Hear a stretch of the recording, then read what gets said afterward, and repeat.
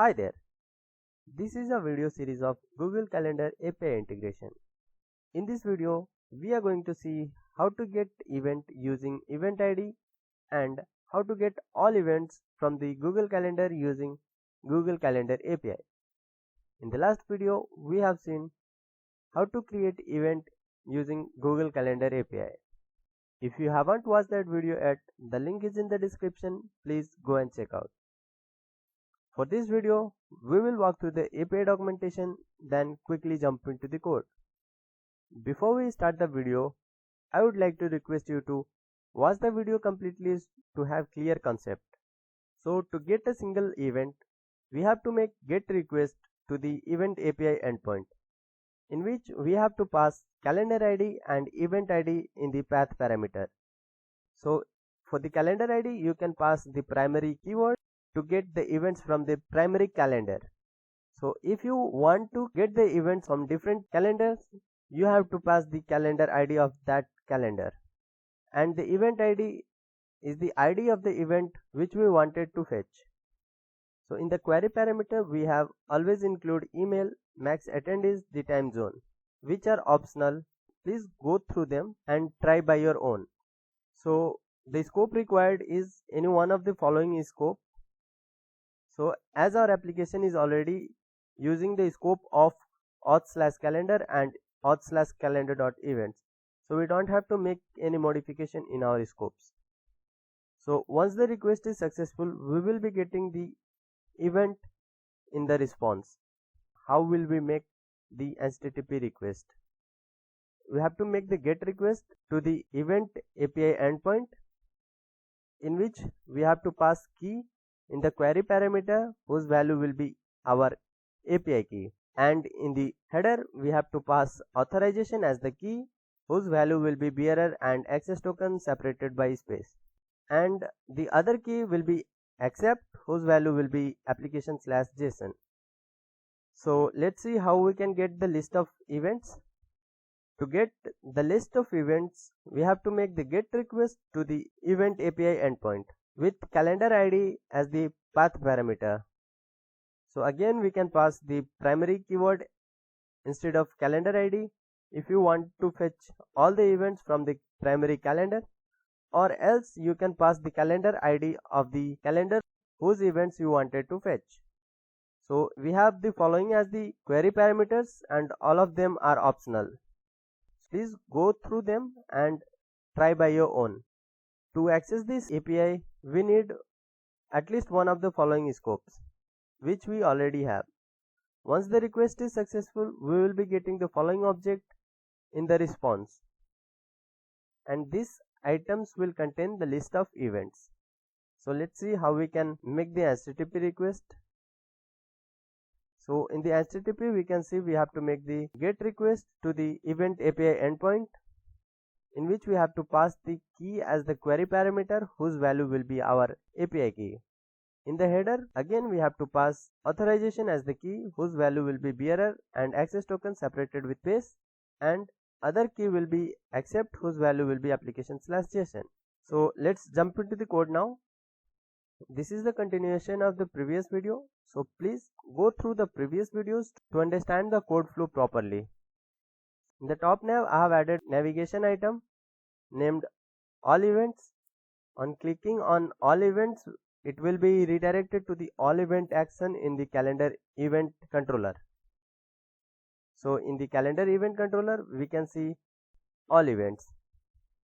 In this, we are reading the tokens from the token file, and we are creating a request and adding the query parameter as key, and the value is our API key, and in the header we are passing the authorization whose value is bearer and our access token, and other header is accept whose value is application/JSON. Then we are making the GET request to the event API endpoint. Now once the request is successful, we will be getting the status code as OK, and in the content we will be getting the calendar events. So the property called items will be the list of events. So I'm just converting this into the list of event object, so that I'll be getting all events in the form of list of events. and I am returning it to the view. Now let's see all events.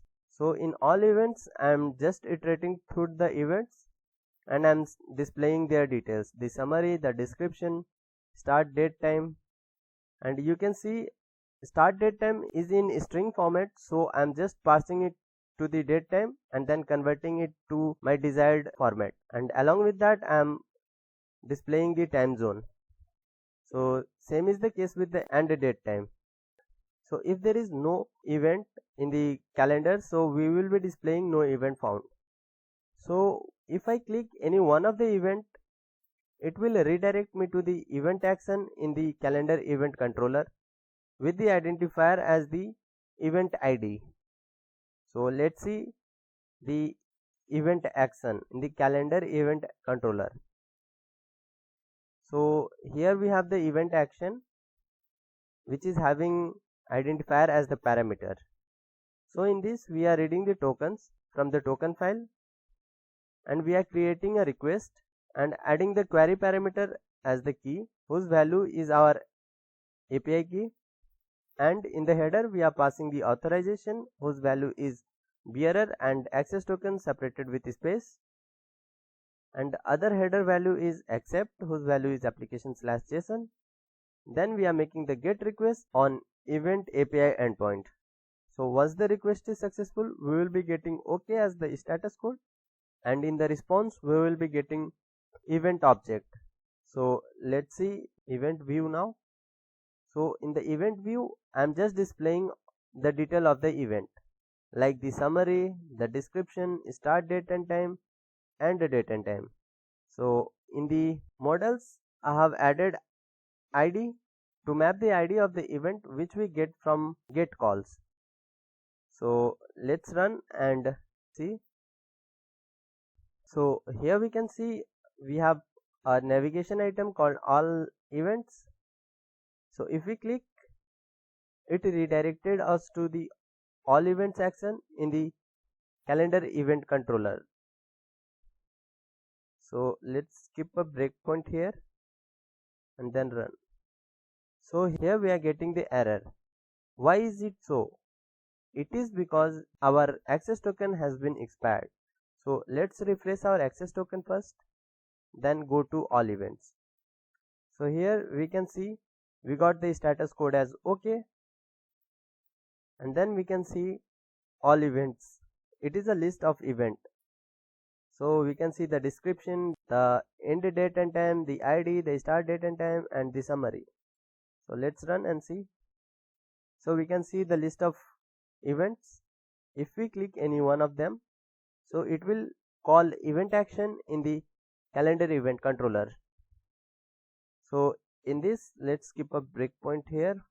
What status we are getting after the request is successful. So here we got the status code as OK. So we can see the detail of the event now, and in the URL we can see the identifier of the event. So let's add one event and then check.